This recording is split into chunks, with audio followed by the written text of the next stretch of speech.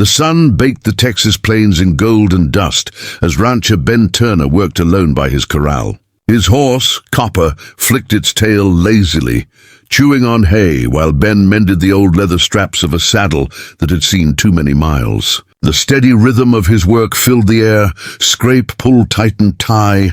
Out here, silence was his closest friend, and the sound of tools was its language. The horizon shimmered with heat, and Ben squinted toward a shape that was moving closer, a rider cutting through the haze, her figure steady and unhurried.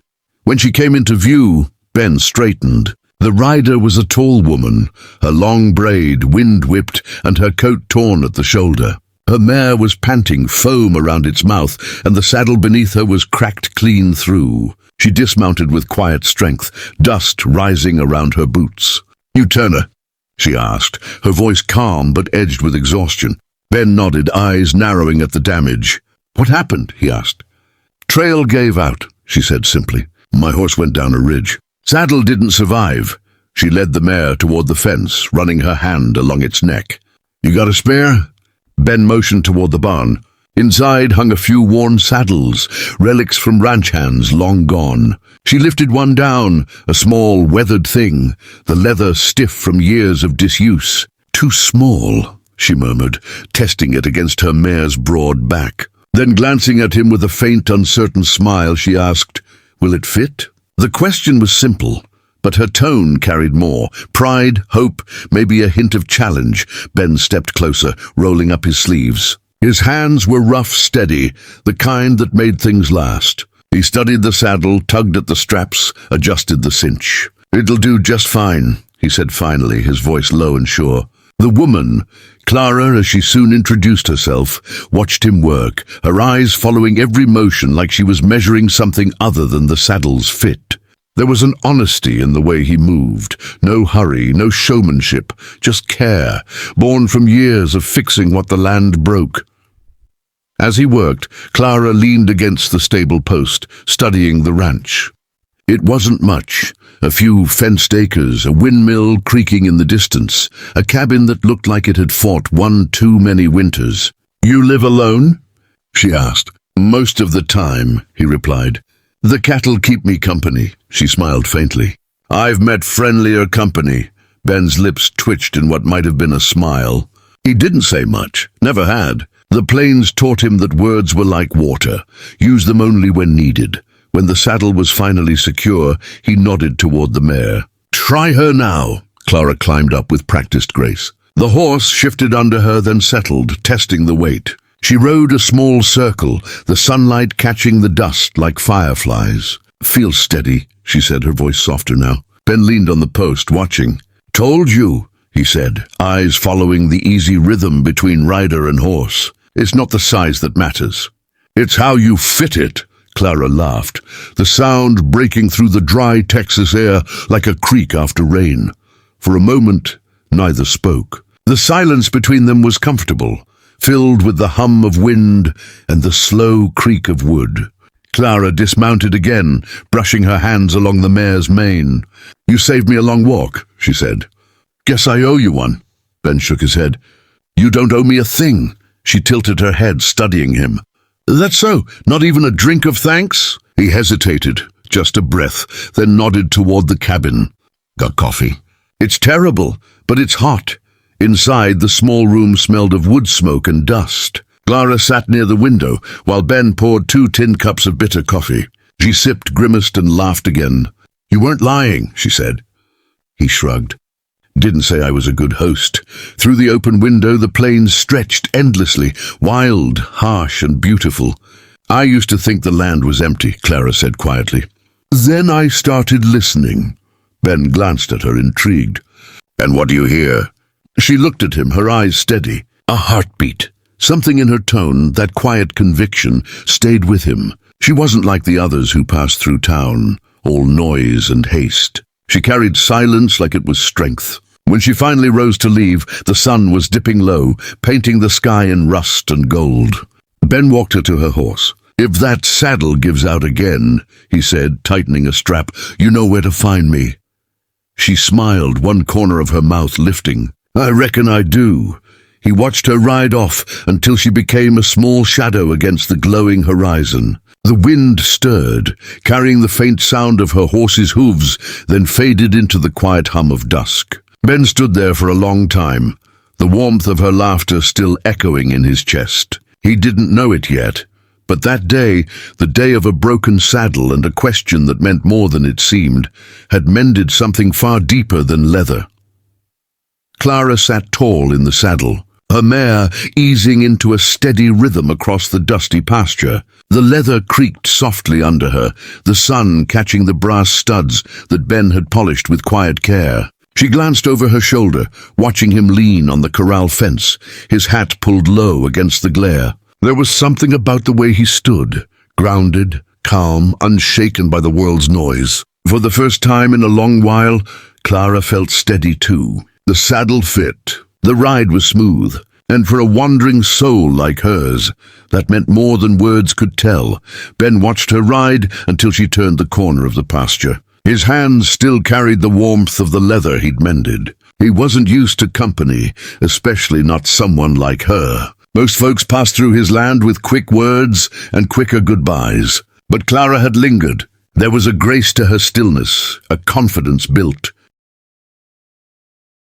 Not from comfort, but from endurance. She was a woman who had seen too much and kept riding anyway. That kind of strength, it left a mark. Later that evening she returned, leading the horse at a slow pace. The wind had cooled, brushing against the tall grass. "Your fix held," she said, dismounting. "Didn't slip once," Ben nodded, wiping his hands on a rag. "Told you it would."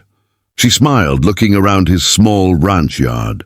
"You always this sure of yourself?" He chuckled softly. "No, ma'am, just when it comes to saddles."